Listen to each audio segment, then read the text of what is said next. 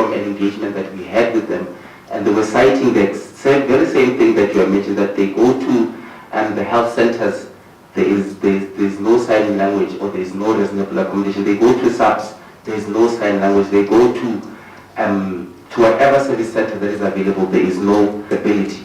And we have also raised this issue with Provincial Commissioner General Hadjebe, this year in the meeting that we had with her of issues of disability.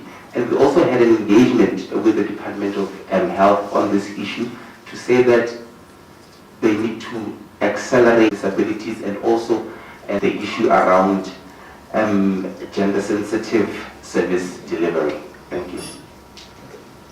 Maybe just a follow-up question. You have indicated that there's no target, gender targets, in terms of planning. We just plan as if the service will just go to the people. But I think one of the challenge that the country was facing, maybe after 1994, there were so many efforts that were put by the government to make sure that there is a gender transformation in our society.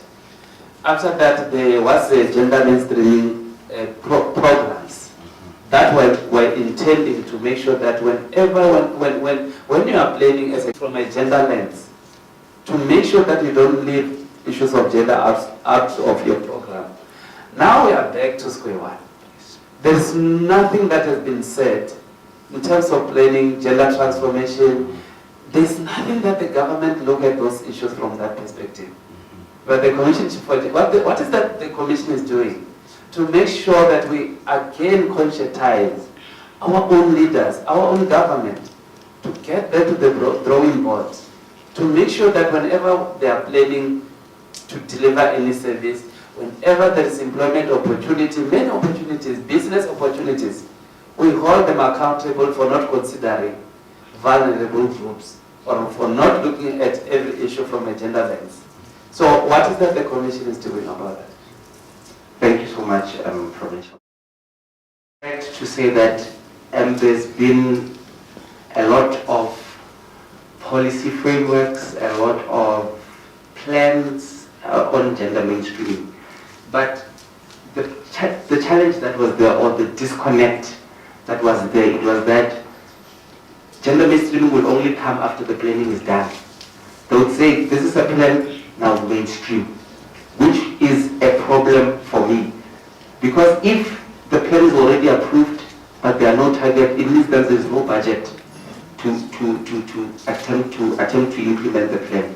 Hence, that's why the Department of Women and DPME and other stakeholders came up with this framework called Gender Responsive Planning and Budgeting, which says that before you even draft a plan, there must be gender considerations. There must be, when you do your situational analysis, whatever, there must be done from a gender perspective. So that's why it seems like we are going back and forth, back and forth, back and forth.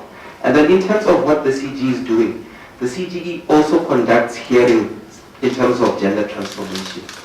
Our focus for this year is on issues of education, especially higher education.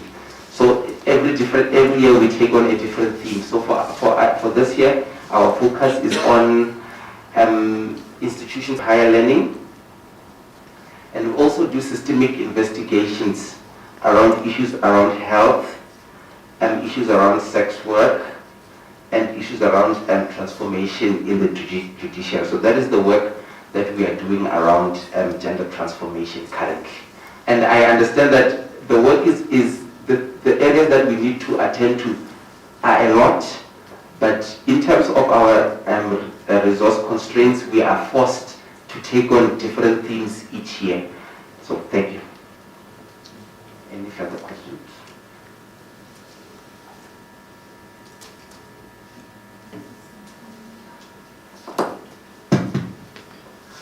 Good morning. I'm not going to add much. I think a lot was said. Just to echo that the importance of research, because I think this is something that the Commission and the Gender Commission can definitely work together on, so that we can have, next time we meet here, we will have a good idea of what is happening, not only within the province, but within the country as well. Because this is a very obvious struggle that we have in terms of gender mainstreaming and not allowing that an access to or a lack of access to basic services is compounded and by the gender vulnerabilities of women and children. So that's just a comment from my side. Thank you very much, sir.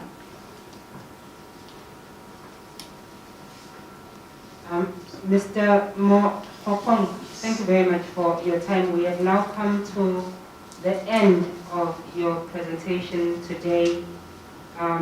We appreciate the Commission for Gender Equality and the important work that you do. I think in closing, we must send you back with homework. I will begin firstly with the very critical comments that were made by the provincial manager. I think your biggest task has to be playing a proactive role in inserting a gender lens into the planning processes within government in the province. I think it goes without saying that if you don't do it as the CGE, it won't be done. So please take it upon yourself to ensure, particularly because you already have a relationship with SAHRC, use that relationship to ensure that you move women from the margin of planning and development right to the center. So that will be the first one. The second relates to the issue again emphasized by Dr. Carter on research. It would have been opportune for you, for example, to raise some of the issues and recommendations that have been raised in the report on water in 2008. To say these were the recommendations, this is how they relate directly to issues in Limpopo. These are the ones that have been resolved. These are the ones that have not been resolved. That would have really benefited your time. So I understand that you are saying that research is vested at the level of the national office.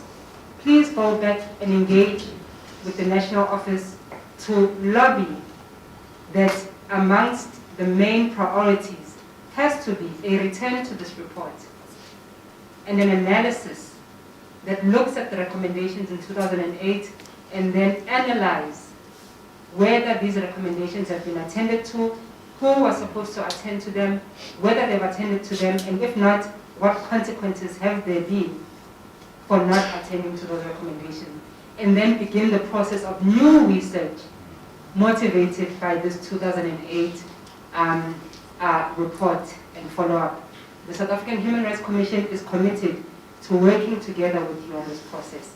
So you can be assured that you've got the added capacity if you may need it. We just need you to be committed and to do the work. With regard to the general versus gender complaints, it was highly disappointing to hear you say that you received the complaint as a service delivery complaint, and because it's a service delivery complaint, you just send it without analysis. Your role is to analyze. It is your role, not the role of the community, to tell you that this is a gender-related issue because of da-da-da-da-da. It is your role to do so. So I'm going to encourage you, please, when your complaints come in, it is your job as the CGE to analyze the gendered impact before you send them on. With that, Mr. Mohopong, we sincerely appreciate your time. Thank you very much also for your commitment, which is palpable in your presentation. Please do keep it up. We are here to work with you always. Thank you very much. Your time is now. Thank you for the opportunity.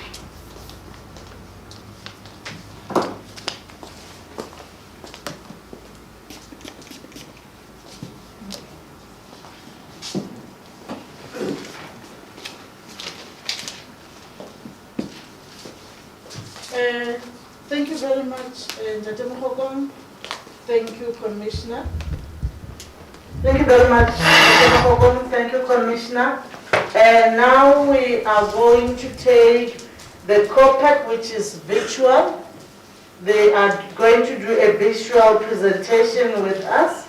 And Awande Buthelezi, who's also a researcher and project director and communications at COPEC, will be talking to us via the, of course, it was emphasized this morning, Ori, these are times where that our induced droughts, chronic storms, and profound waves have destroyed millions of lives and livelihoods. This will only get worse. The drought COVID-19 in communities during the drought and under COVID-19 restrictions, the plight of poor and vulnerable communities were highlighted, in particular in terms of food and water. From this tool, we were able to write up 4 reports. The first one being 16th of April, followed by the 29th of April, 26th of May, and 24th of 2020. We then submitted 4 reports to the President of Water and Sanitation on the rollout of tanks, and we urged them to take urgent action to provide clean water so as to prevent the spread of COVID-19 and to create an environment that is not harmful to people's health or well-being.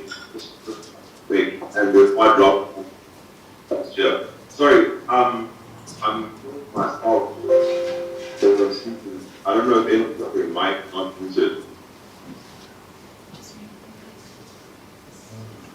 He's still on. Continue. We'll mute from this side. Okay, thank you.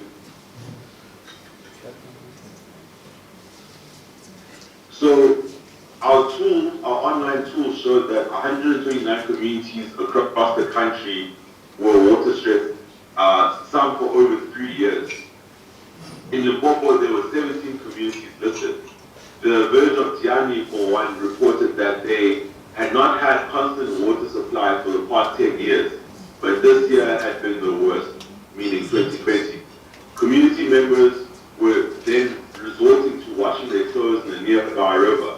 Community members have also been buying water from those boreholes in the nearby area. However, during the COVID-19 pandemic lockdown period, those boreholes were saving the water for themselves, and that left the villagers, mainly the elderly and the young, without water. The areas of Sidawa, Makwen, Hamakuya, Didabaneng had over 200 families each without water.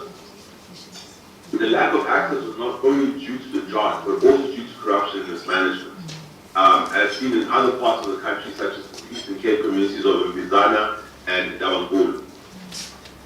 In all our previous reports, for ordinary people to be aware and act on water. As the charter states, water is controlled by a few, while many are in desperate need. Industrial farms, mines, and coal-generated electricity, sugar, and timber plantations are some of the major uses of water. As a public good, water needs to be conserved by all, and it must be protected from pollution.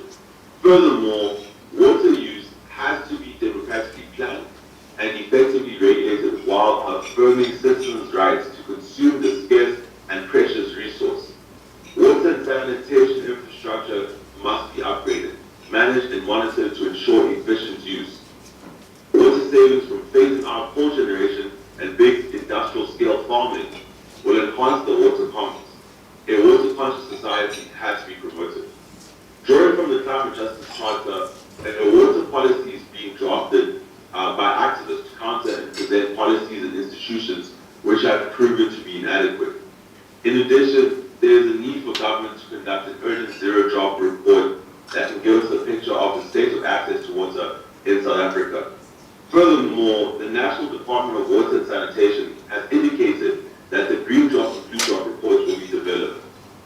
These must be made public and easily accessible to all. The South African Human Rights Commission can be a strong advocate to ensure that this takes place.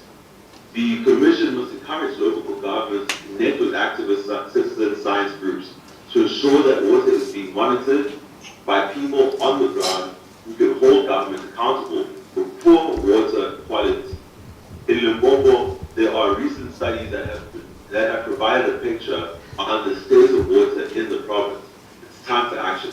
We ask the Commission to please push for this action in the recommendation. Thanks for your time. Unfortunately, my colleague Farrell was supposed to be the one presenting today. She is a specialist in water, but I'll do the best that I can to answer any questions that you may have. Thank you.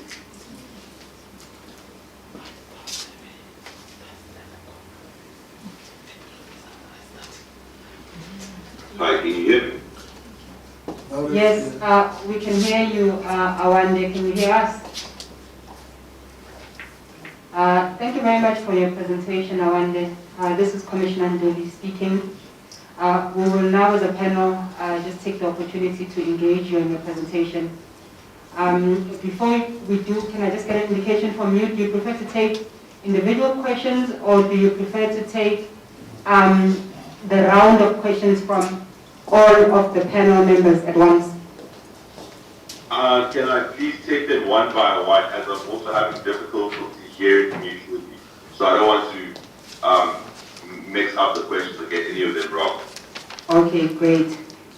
There won't be a question from me at this point. I will hand over to Dr. Carter first, and thereafter the provincial manager. I think I must just begin by thanking you and COPEC for this amazing work that you do. I think the principle of cooperative governance needs to play effect more stringently than before now. There's certainly a greater need for civil society, government institutions, Chapter 9 institutions, the private sector, to pull our minds and our resources together in addressing these challenges that you have so well articulated in your presentation and in the research and the work that you have been doing for so many years. Thank you, Awande, and thank you to your team as well. I am now going to hand over to Dr. Carter for engagement. Thank you, Commissioner. Thank you also, Awande. I'm just going to ask you one or two questions. You've indicated that the reports you've done in terms of the research, specifically aimed at Limpopo and the struggles that the households in Limpopo are facing, have been provided to the departments, the relevant departments in Limpopo. And I heard you saying, and I also noticed from your presentation, that you've received no response from these departments. Can you just confirm that? And also just an indication of when those reports were sent.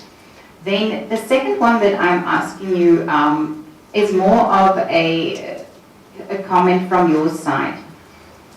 What is it that communities specifically, in your view and in your experience now, specifically with the rural provinces, Limpopo and Eastern Cape, what can the communities do themselves to circumvent the lack of services that is basically, it's almost as it's become a new normal, not a new normal, but it's become normal. But what have you seen, number one, and what do you think communities can do to circumvent these challenges themselves? And then lastly, just maybe a quick comment from your side. Do you think the provinces of Limpopo and Eastern Cape, I know you focus much on these rural provinces, are taking into account the urgency of climate change in respect of how this is in fact affecting the local communities? So those three questions from my side, and that would be it. Thank you very much. Thank you. I will address the first question. We have mayors and municipal managers representing various municipalities across the province, and that follows this request you are making for communities, COPEC, the Human Rights Commission, to sit in one room with government officials to discuss these issues that affect communities. Thank you very much for the work that COPEC is doing with the but beyond that, further, you have the contact details of Dr. Carter, you have the contact details of the provincial manager. You are welcome to contact them to continue this engagement. Let this not be the last time that COPAC engages with the provincial office of the South African Human Rights Commission in Limpopo. Certainly, there are obvious fruitful outcomes that can come out of our hearing, Commissioner. Thank you very much. You are invited for tea at the back. I think to avoid congesting at the back, we can go take tea by rows. That will assist, and then for us to be able to take tea and then settle or go a little bit outside. But for those who want to move outside, you can quickly move outside and then come back for tea. Thank you very much. Let's use our 8 minutes now.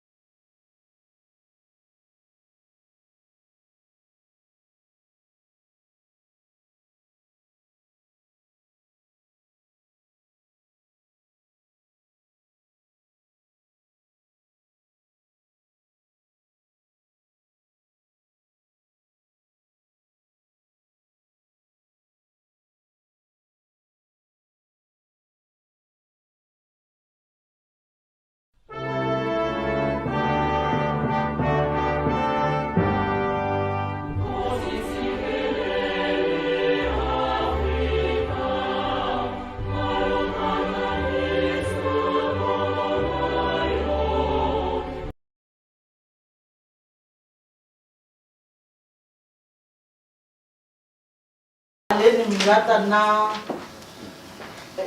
bata tshama haleni. Nkomo. You'll take the podium and then join them later. One can sit over there and the other one here. And then you take the podium the rest of the time.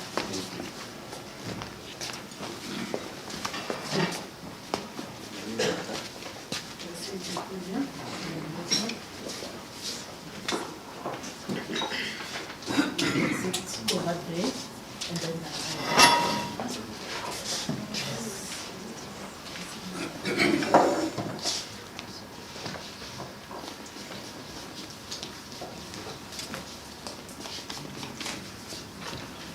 That is it. okay. Yes. Munjani. Commissioner, how are you? We are well. We are Yes, well. good. So we want to welcome you. As the program director has already welcomed you, yourself and your delegation, you will have 25 minutes to offer us your presentation, and thereafter the panel will engage. The floor is yours, Minister. Thank you. Good morning, everybody. Here also Minga from the Minga Traditional Authority within the Collins Shaban municipality of the Vembe district.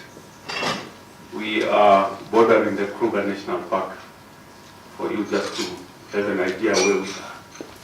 We are 65 kilos east of Tohoyando and about 80 kilometers northeast of Giani.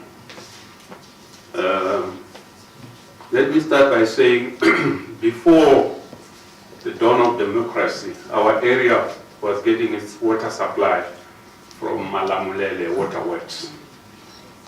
But as time went on, in 1992, the community took an initiative and approached the Mvula Trust. With the Mvula Trust, we were able to establish our own water treatment plant, which started in 1992, to cover some of the villages within our area. Presently, we have 13 villages in Minga. I brought 2 of my headmen so that they can assist me. Presently, the Minga areas gets its water from the Minga treatment point out here.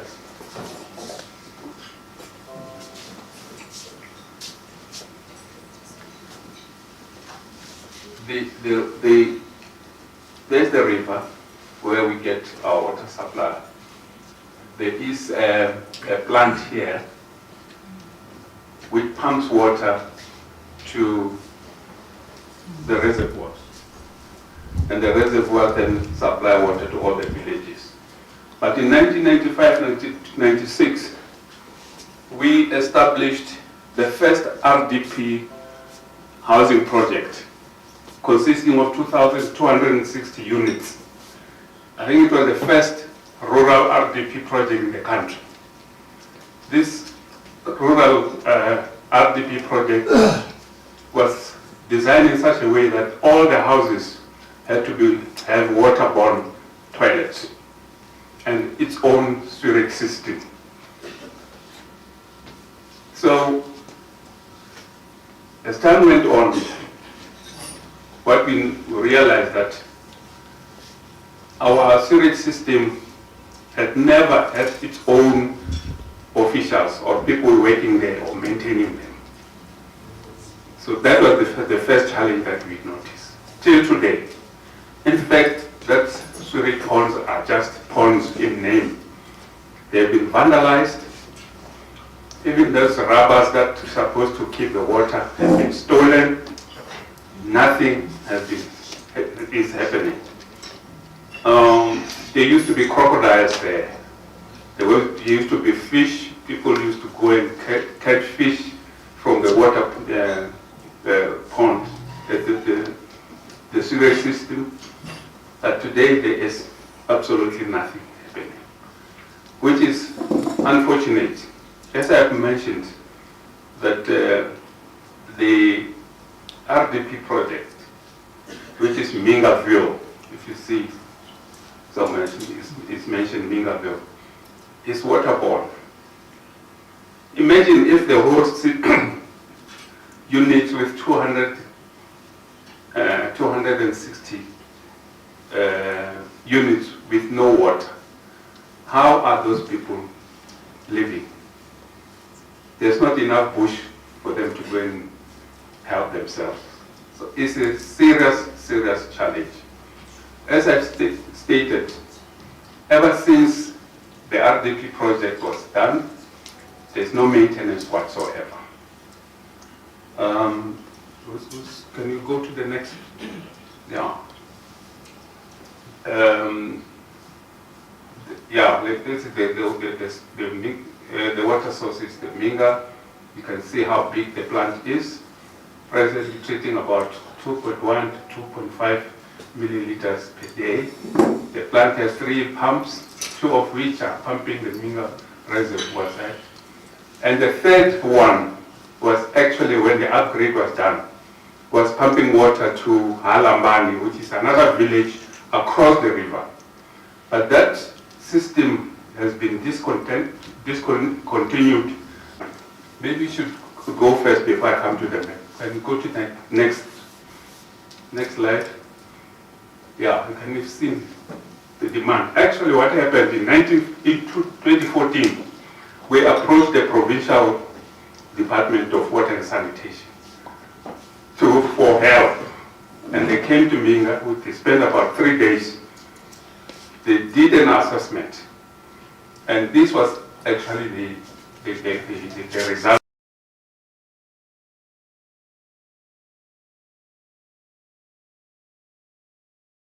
Of water supply can be addressed.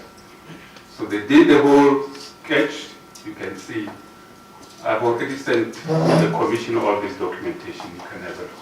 Next. So you can see the system requires a water supply of probably 3.7 milliliters based on the demand. There it is, all there. Water supply to Lambani is practically that, but that has been discontinued, as I said. And those machines which were pumping water to Lambani are just standing there, instead of them being connected to the other system. So it's not that there's no water, the water is there. It's a question of people having to go and do what is necessary. And I'm glad the executive mayor is here and the MMC for technical service, including the general manager for dealing with water. So they have this report that we prepared 2014 already. I mean, why 2021? 6 years, nothing has been done. So it's a problem. Next slide, please. So the status, as you can see, the plant supplies Minga Zone 1, Zone 2, Zone 3, Mingaville RDP settlements, Joseph Village, and Matiani Village. There are other villages like Botoleni, Makashuli, where headman Mwamba comes from, Mapuleke, and Mavilikwe. All those villages that I've mentioned still get their water supply from the Shikundu waterworks, including the Malamulele waterworks. But still, there's still a problem. Next slide, please. Okay. Now this just to show Zone 1, Zone 2, Zone 3, Mingaville. As you can see here, the ponds. Yeah, the ponds. Yeah, but as I said, those ponds are just empty. There's nothing happening. The system, that whole Mingaville is horrible. There is nothing. There's no maintenance whatsoever. The headman here with the Maluleke can add to what I'm saying. Next, please. Yeah, the overview of the sewer system reticulation. The RDP houses are reticulated with a full waterborne system, which is not working.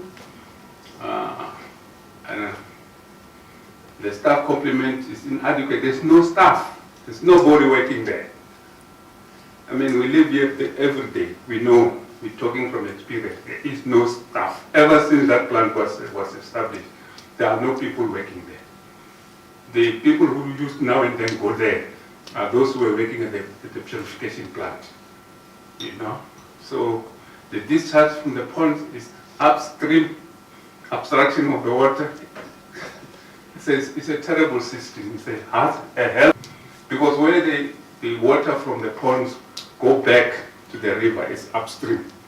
Where we get the water to the plant is downstream. So we're actually getting all that dirty water. It's a health hazard. You know, but this report tried to come up. First of all, where we get the water, raw water from, there are no security fence. People come there, young boys go and swim there. Sometimes they get beaten or killed by crocodiles. They vandalize the place. They steal, what do you call this, inyoka. They steal the cables. Now and then there's breakages because there's no security, nothing whatsoever.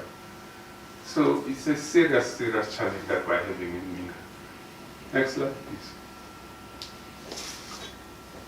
please. Just to show some of the, you can see even the stolen transformer. It was stolen more than 5 years ago till today. It's never been replaced. It's me here, 2014. We're going around with the people from water and sanitation, showing them the what do you call those ponds, you know, not working. Some of the villages actually had to move away from their houses because the water from the toilets were flooding their houses. It's terrible to see the list. Next slide. Then you can read sewage return flows and all those things, but they mean nothing because nothing is happening there. The population is there, total 55,000 people. The demand is 3.5, sewage return flow 2.9. Next slide. Action plan. As I said, the first one, the Shikundu, the commissioning of the Shikundu Waterworks resulted in the big machines that were put in our plant no longer taking water to Alambani. And you can see how much radical is there. The red section is where immediately they said within a certain period something is going to happen. The green is another with recovery and water demand management. You know, nothing has happened. Total amount 11,850,000, or that side 23 million. But the action plan is just there. Nothing is happening. Next slide. The cost estimate is, as I said, 23 million. A budget of 14 million is required for immediate measures to resolve the emergency water crisis in Minga. I think today is no more than 14 million, could be maybe 30 or 40 million. The population has grown. When we started, I think we were having about 8 or 9 villages. Today we've got 13 villages within the Minga area. So it's a serious problem. That's why we had to come and report this to the human rights, because water is life. Without water, there is nothing you can do.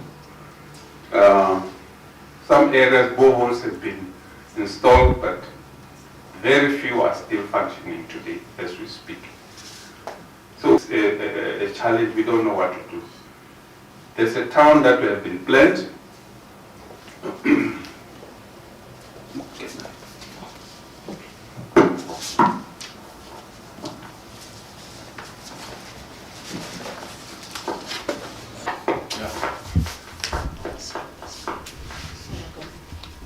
This is a map that was drawn in 2010 when the whole area of Malamulele still fell under Thulamela local municipality, to say we have to start a town. And you can see the town itself, 35 hectares, with a residential area of 65 hectares. So we're talking, and a sports center where there should be stadium, 13 hectares. So it's 113 hectares of land that has been planned for development. We're going to start now. But with that, this type of water supply problems, this map shows the plan.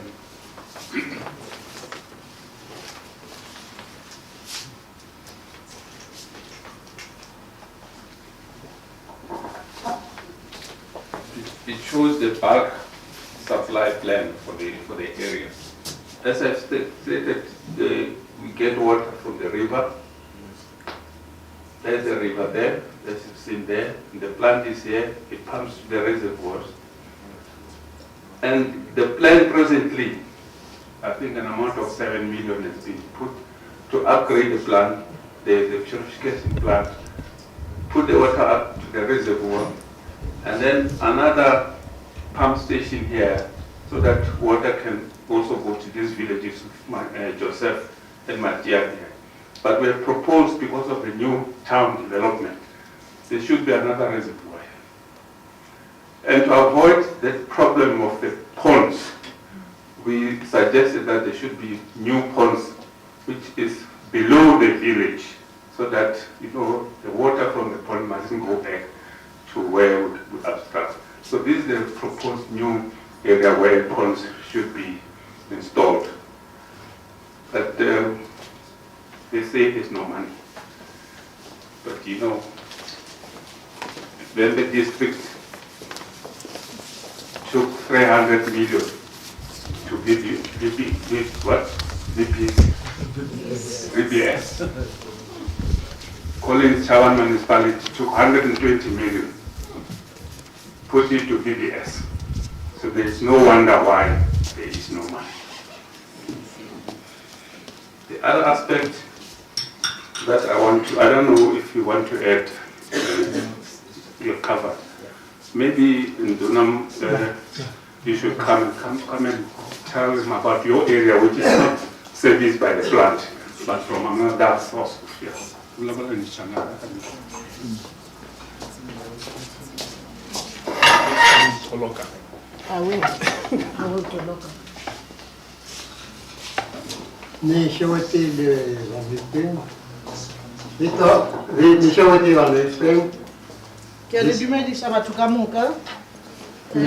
greeting you all. My name is Klengani Joseph Mwamba. I'm from the Ndabezi area in Vende. From the Collins Chavan local municipality. We also have what?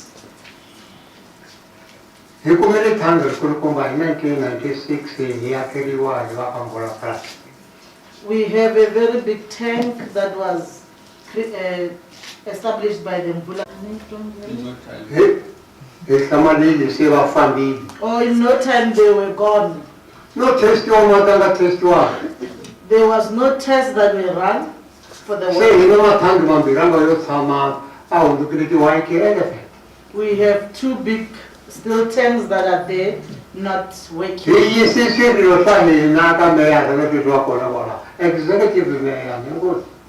We took our plight to the executive mayor. I was with them in their office. They were still new in the office.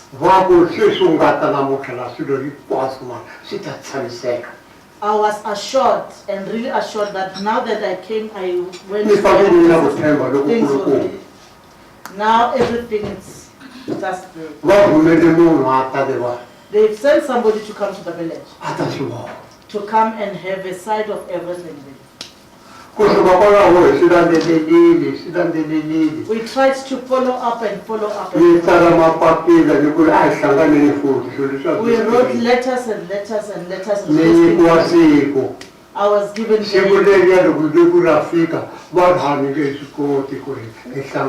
when the day is about to be there so that we can meet them. I tried to look at the executive mayor doesn't take my calls anymore.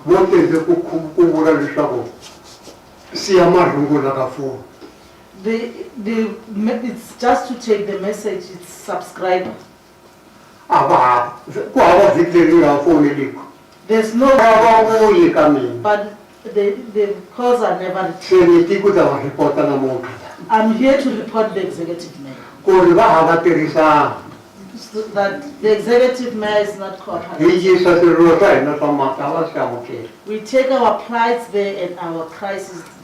The government or the leadership take our crisis. But in Vembe they oppress us. They don't listen to us.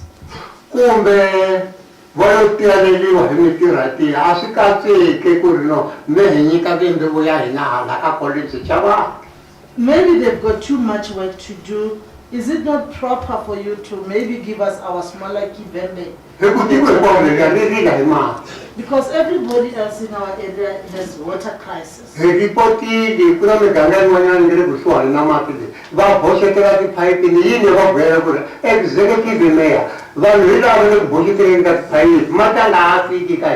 People are like connecting illegally to the pipes. I went straight to the executive mayor to report the issue, but there's no. It's just another kind of. Executive mayor,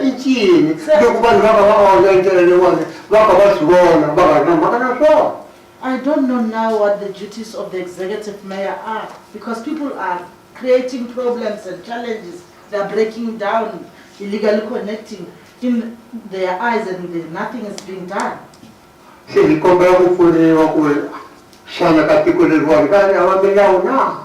Please help us. We just want to know, this country does it still have laws and rules and regulations? We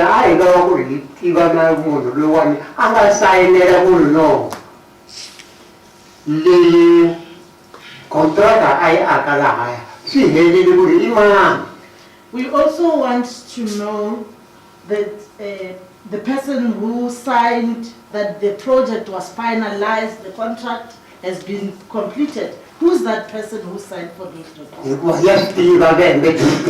Because the Vembe district municipality have all the information. I'm thankful.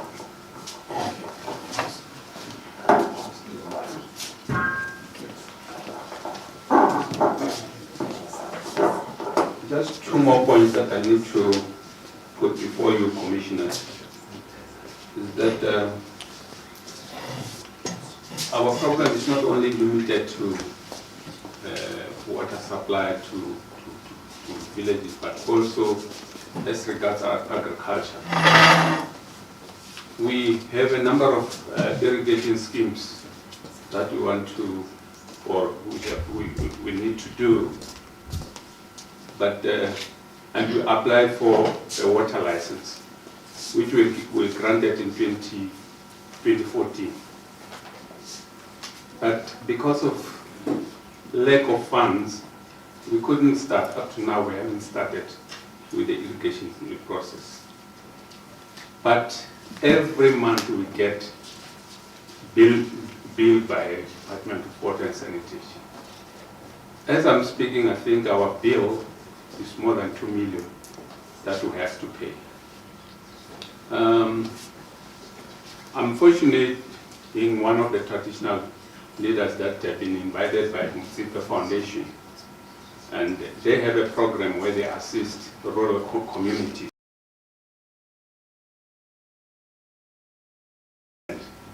where you can do irrigation, but you don't have the know-how.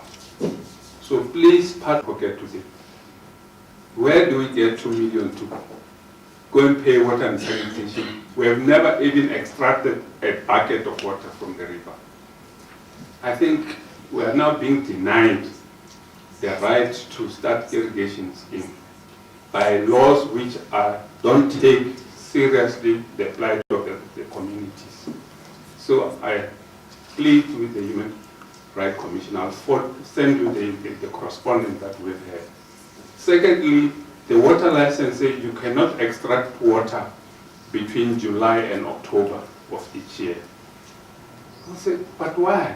I mean, those are the critical months where we need to extract water for irrigation purposes. They tell us about technical things which I don't understand. So there are two challenges that we're having with water and sanitation. That they must do away with, they must write off that debt so that we can start ZZ2 and Petismusipe can start helping us to start the irrigation scheme. And to remove the limitation placed on the water license. We've been going up and down. Even now when I live here, I'm going to go to their office to see the district there, the provincial head, to see if they can, maybe when she sees me, she will do something especially about the restriction. But I will need the Human Rights Commission to assist her, because honestly we're being denied the right to do irrigation where we can produce our own food because of technical challenges within the system. This is my solution to these problems. When I look at the whole of our area, and you see the Bembe district being a vast, vast area, having about 5 local municipalities under it, I think the system has to change in such a way that the water authority must be given to the local municipalities. So, because the local municipalities know our villages, the density of the population, and there are people that we know, you know. So maybe Ubembe can remain doing the roads and other things, but water authority has to devolve to the local municipality, so that we're able to deal with it from the local level. Even when we get money from treasury, municipal grant, at least it comes first to make sure that it doesn't go to go and do other things. If it comes directly to Collins Chaban municipality and is the Minga community that is applied, it will be applied, it will be made for that particular thing. That way I think it will ease the plight of the rural community. Thank you very much.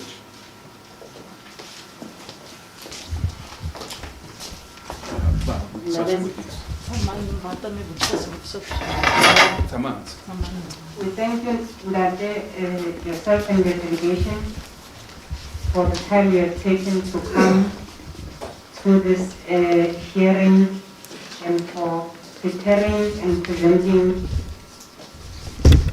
your very elaborate presentation. Thank you very much. Thank you. We appreciate you. We are now going to take a few minutes as the panel to engage you on your presentation. Before I start, do you prefer single questions or do you want to take the whole round of questions from all of the panel members at once? I think so. I'll just... If we have not used the bill, if you have not used the water, where is the 2 million coming from? And you indicated that you could send us the correspondence that relates to this bill. I would encourage you to please do so, so that we can assist you where we can. And could I just, in addition to that, get an indication from you if you have lodged a formal complaint with the South African Human Rights Commission, or if this is the first time that you are presenting or engaging with the Human Rights Commission. That will be the second question. The last is, I understand about unanswered calls from the executive mayor, but I didn't hear from you, Nabezita, if you also experienced something similar when engaging with the municipality. I'm saying this particularly in relation to some of the challenges that we have throughout the country as a result of our history of the relationship between the colonial administration and the traditional authorities. The manner in which those relations were perverted, we all know how that history played itself out. In the post-1994 era, the government tried to resolve some of those issues through enactment of certain legislative instruments and other forms of forging healthy cooperative government relations. Nonetheless, we still find deep challenges in forging healthy relations between traditional authorities as well as the municipalities, mainly because they are at the local level. Now, these tensions result in further blockages in the delivery of services to the citizens, particularly in the former homelands, the former Bantustans. So I'm asking this question about your relationship with the municipality, with that understanding of that historical context in terms of the relations between these two institutions. Could you speak to that in the Rosita? What your experience has been and what you think could be some of the solutions in resolving these issues, not just in Mhinga, but noting the problem as we are facing it throughout the country in all these former reserves, former homelands. Thanks. I will Dr. Carter, and then I will end with the provincial manager. Thank you very much, sir. I think Commissioner has covered one or two aspects of my question, but I wanted to, from you and the community specific. Traditional leaders want to protect the interests of their own villages when the government is failing to deliver. And when they intervene, they tend to be enemies of government officials. So we have seen traditional leaders like yourself now. I mean, I must say that I'm very much proud that you are standing up on behalf of your community. This is the best platform where you can raise the issues, and your attempt to get hold of the mayor, I think that was the best approach, because we condemn all attempt to resolve problems by creating other problems. Like when you want water, you then go and ban school, clinic, and everything. So I think this is the best way to engage each other and find a long-lasting solution. So I would also want to know your relationship with the current administration, taking into account that there will be changes of administration from time to time, but you will remain there because you don't get elected. You are a leader of that particular community, and you watch them when they go down and rise.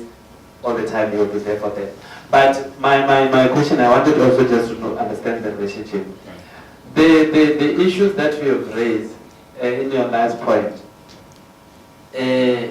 Commissioner, some of the issues that Jose have raised, if you remember back in 2015, we had a challenge where the community of Malamulele was up in arms, protesting, wanting to be taken away from Tulamela municipality. I was very much involved during that time. And I think one of the cause of the problem was the issue of service delivery. I don't want to preempt or to speculate what will be the response from the municipality. But the challenge that we are having in the Limpopo District Municipality is the issue of development that are not taking place in all areas equally. So we went to do inspection in Malamulele compared to Thando. We understand Thando might be capital city, but the place there is a huge difference in terms of service delivery. And yeah, well, maybe we should get our smaller and better. So I think because all we are sitting here, Commissioner, we don't want shop inside the Kruger National Park with all royal leaders from Colin Chawan municipality, where we engaged with the municipality. It was a very, very fruitful workshop, I must say. I really learned, because the first thing that the mayor said when he addressed the opening, he said, you need to know that as municipalities, we don't have land. We don't own the land. The land belongs to you as traditional leaders. And that to me was a mouthful, because some of the councillors regard them as more important than the traditional leaders. When they are elected in those positions, they think they are actually the employees of the traditional leaders. They have no respect whatsoever. So I'm very much encouraged by yesterday's meeting where the president addressed all the councillors in the country, where they sign a, what do you call it? A pledge. Every councillor has signed a pledge yesterday to say, I'm not going to do this, I'm going to serve the people. I'm not going to be arrogant, I must go and serve the people. I was so impressed. It's the first time I've seen it being addressed from the presidential platform. I think it will go down well, because I can tell you some of these things that are happening, councillors actually dividing communities. You find a councillor having his own clique within a village, fighting against the institution, or usurping the work of the headman. You know, when the headman calls a meeting, the councillor wants to dominate and come with his own views, instead of sitting there and listening to what the people are saying. So I'm really encouraged by the presidential utterances yesterday. Actually, as we were driving, Umasia, Ramova, they were there. Even if they didn't come personally, they sent representatives. And I can tell you, it was a wonderful, wonderful relationship that I've seen. And it's true. If you go to Malamulele today, you'll see the development. There's a lot happening. Before we were still under Tulamela, there was no development whatsoever. So really, the small valley can be addressed by giving the water rights to local municipalities instead of the district. Because the district is too vast to control. So I think if we take this to the local municipality, it will happen. Having said that, I'm living here in the state of the district addressed by our... So just to follow up, Yeah. in your view, the district is unable to deliver for the whole district. The best way your proposal is that let us have the local municipalities dealing with water. dealing with water. Okay. Because water is life. In fact, water and housing should be resolved to the local municipality. Then the district deals with the big infrastructure like roads. But water, I think it must be better if it's located in the local municipalities. The issue of the district of tribalism in that, that actually became a problem to us as well. Because when you look at the structure of the district, you find that there are more vendor officials, I mean at executive level than the Tsonga, and that can cause a problem. For instance, if you have a look at the state of the district address, when you check the amount that's been going to other vendor areas is higher than what is supposed to go to college Havana municipality, for instance. You'll see for yourself in here. I just want to add on that, Commissioner, during our investigation, when we were dealing with the issue of with the issue of Malamulele, we wanted also the Emailers Commission, because this issue was raised, how much Tulamela spent in Malamulele. It was shocking. So we are fully aware that in terms of budgets, there's no proportional distribution of the budget, and that creates problem, and it's something that we need to engage, that it must stop. I think I'm done. Thank you very much, Ntate. We are now headed to extend. I think in Mozambique, that's the system that they use. You don't buy land in Mozambique. You lease the land. Because the land doesn't belong to you. It belongs to our children, our grandchildren, etc., etc. Now, if we sell the land, we'll remain with no land. God is not going to create any other land. We have to look after it. That is our Garden of Eden. We have to have the right to protect.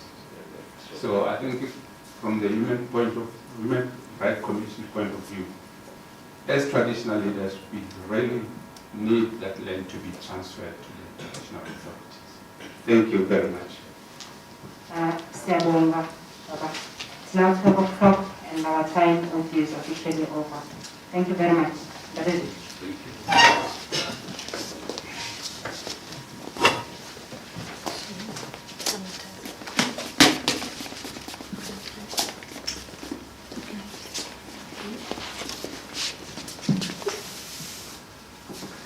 Thank you very much, Commissioner.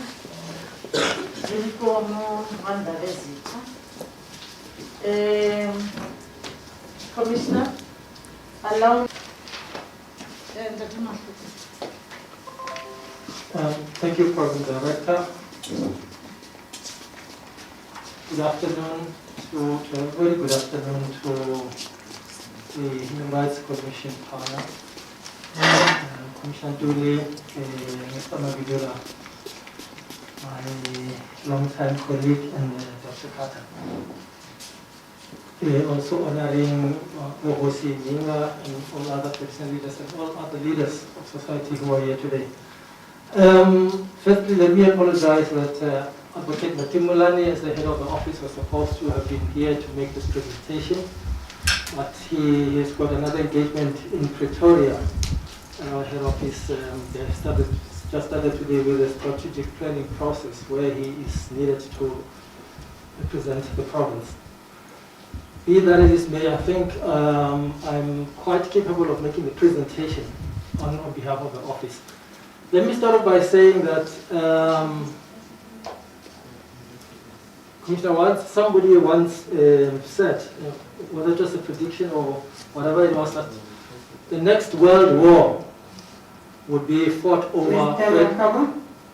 Sorry, I'm going to just stop you. Okay. Could you indicate your position in the Office of the Public Protector? Senior legal officer. Sorry, senior investigator in the Office of the Public Protector in Limpopo. Between yourself and the head of department, how many other levels are there? There are no other levels, like second level from the provincial level. This raises quite a concern for us, Mr. Makoko. We had asked for the head for a particular reason to come to present this presentation to us today. We had made some leniency to the Department of Health yesterday, and we discovered then why it is important for us to be strict with the requirement of the head to present here. Now that you have come, and out of respect, we are going to allow you to make the presentation. But because while the presentation is important, perhaps the most important aspect is the engagement. And we had required the head for that particular engagement. And it makes it difficult then if the senior investigator is sent for that engagement. Nonetheless, Mr. Maklopo, the floor is just here, your presentation. Nonetheless, we will decide thereafter how to proceed with regards to the engagement. Thank you. Thank you, Commissioner. I was at a point of saying that it's been predicted that the next World War would be fought over our legislative capital. Cape Town was said to be approaching ground zero in terms of water service provision. We've been called up here as the Office of the Public Protector to give our input on our interface with water-related service issues and complaints, which is the approach from which our office is in most likelihood to interface with issues around water provision is when they come to us as complaints from members of the public, or when we pick up water service related challenges on an own initiative basis and look into those issues. By way of presentation,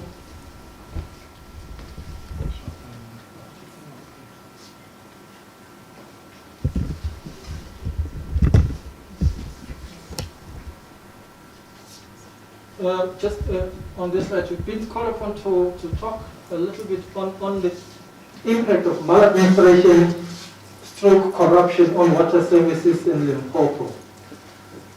When the invitation was sent to the office, the indication was for us to provide a list of issues or investigations that we have conducted as an office over the past 2 years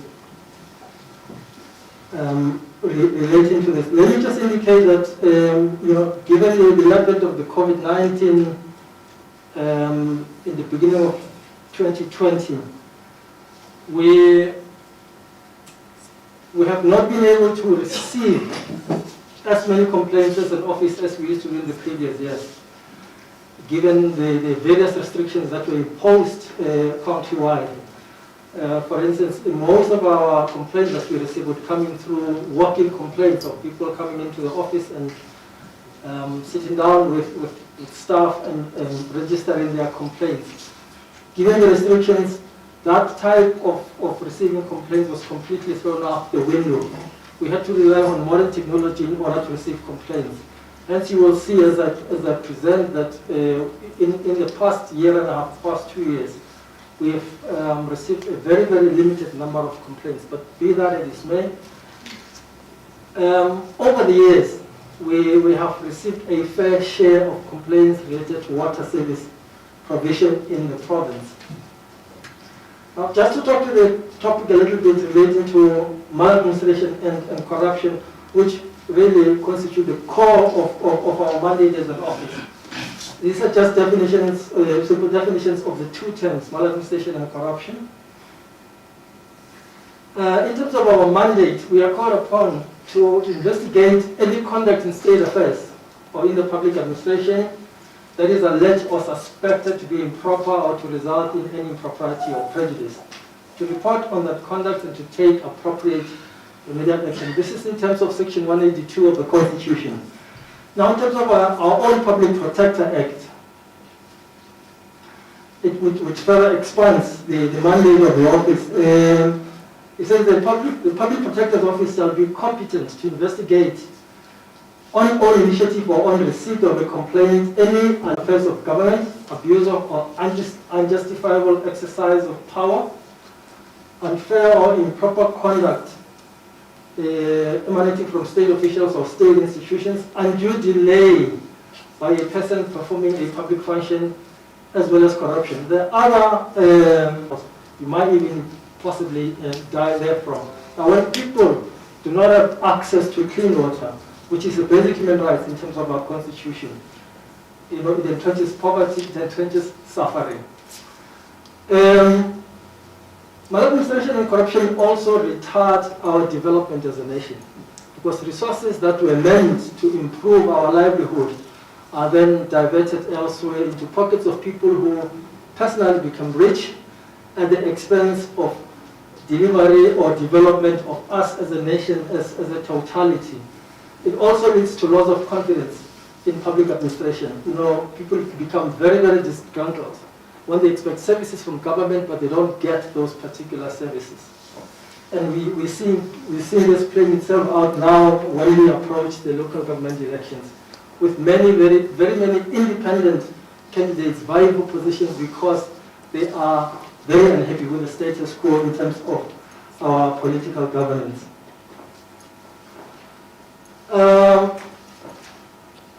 I'm just going to basically go through some of the complaints, and I indicated there are not many that we have handled in the office over the past 2 years, and we are currently handling.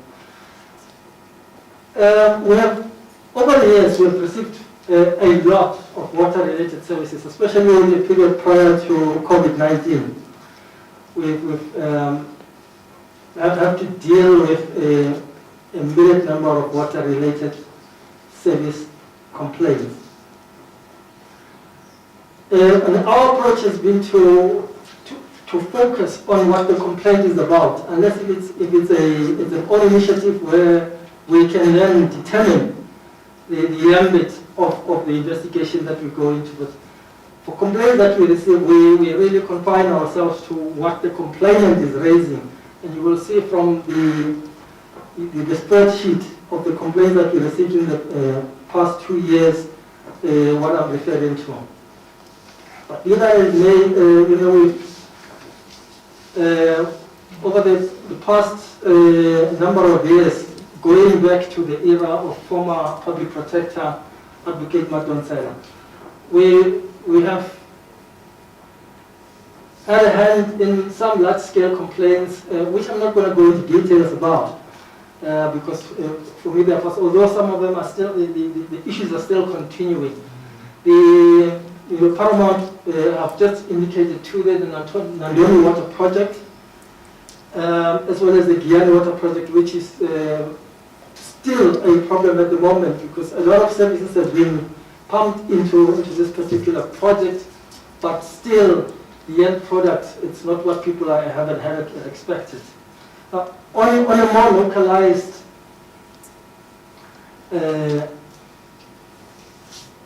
level, in terms of the complaints that we received, if we could go to the Excel presentation, these are some of the complaints that we have received going back to the beginning of last year that we are currently dealing with. The first one is a complaint against the Makara local municipality, where the allegation was relating to lack of water that's available in the past 5 years. The matter was completed on this basis that our investigation yielded that there were a number of boreholes that were drilled in the villages, but of people being exposed to poverty and suffering comes in, because people would then resort to having to buy water from those who can supply it.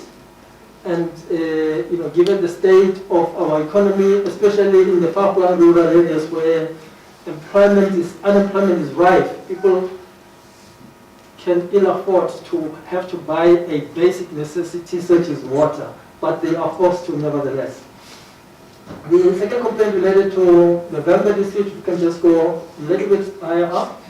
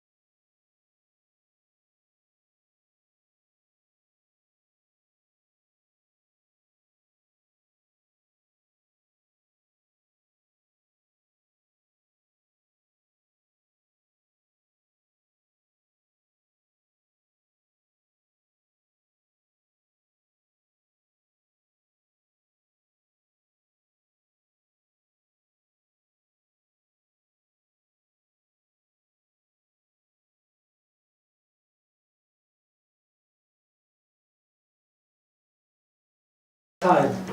And once it's completed, the village will be able to be provided with water. But this is as far as we can take it as the Office of the Public Protector. Obviously, we monitor this kind of undertakings by the respondents against whom complaints are raised, that they actually deliver. When they don't, we restart. I'm sorry to cut you again. I see that according to this presentation, there are 8 cases that you have presented. And seeing the 8 cases, the projection is that if you will go at this pace with each case, you will go far beyond your time.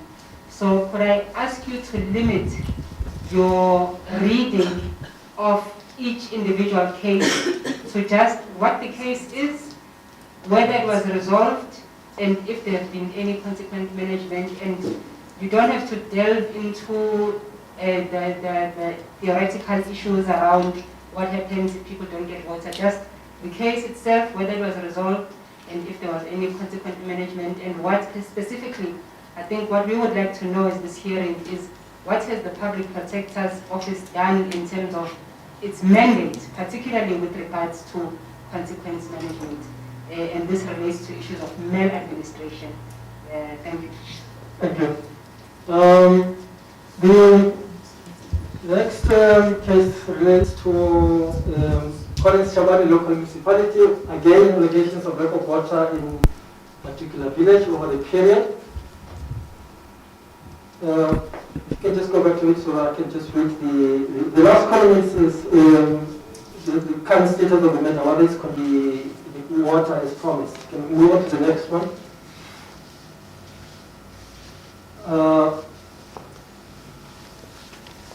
Next one is again Mopani District Municipality, alleged poor service delivery and supplying water in the Lubani area. This matter is still under investigation. Similar problem that as a stopgap measure or interim solution, the municipalities or the water service provider would resort to providing water to the affected villages through water tankering, whilst a permanent solution is still being explored. The next one is against Skukule District Municipality. Again, it relates to issues where boreholes were drilled, but it was found that they didn't have sufficient water to provide adequate water to those that needed to be serviced with the water provisions. And again, I mean, if one knows the Sikukuni area, we have a good number of dams there with projects, and people especially would complain that water from Flatbush Yellow Dam and other water reserves in the area would go past the villages that they're supposed to serve and go to service the mines and and other business activities within the district.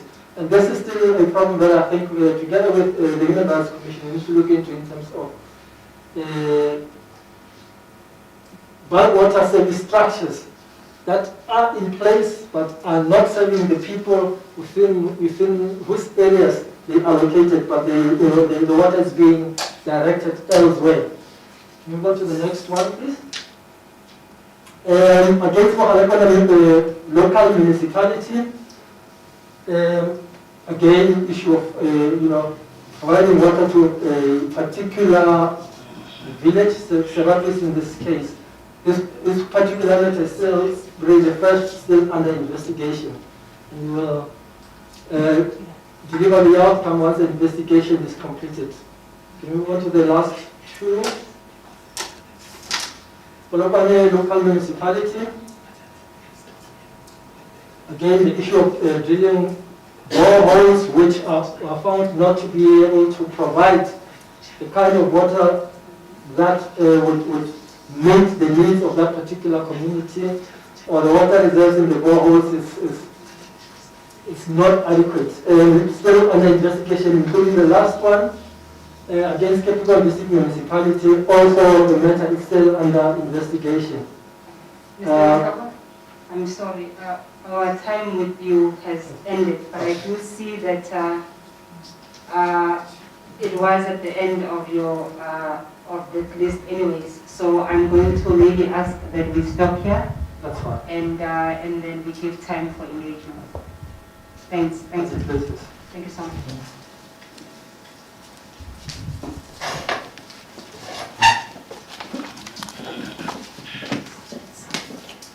Thank you very much, Mr. Maflopo.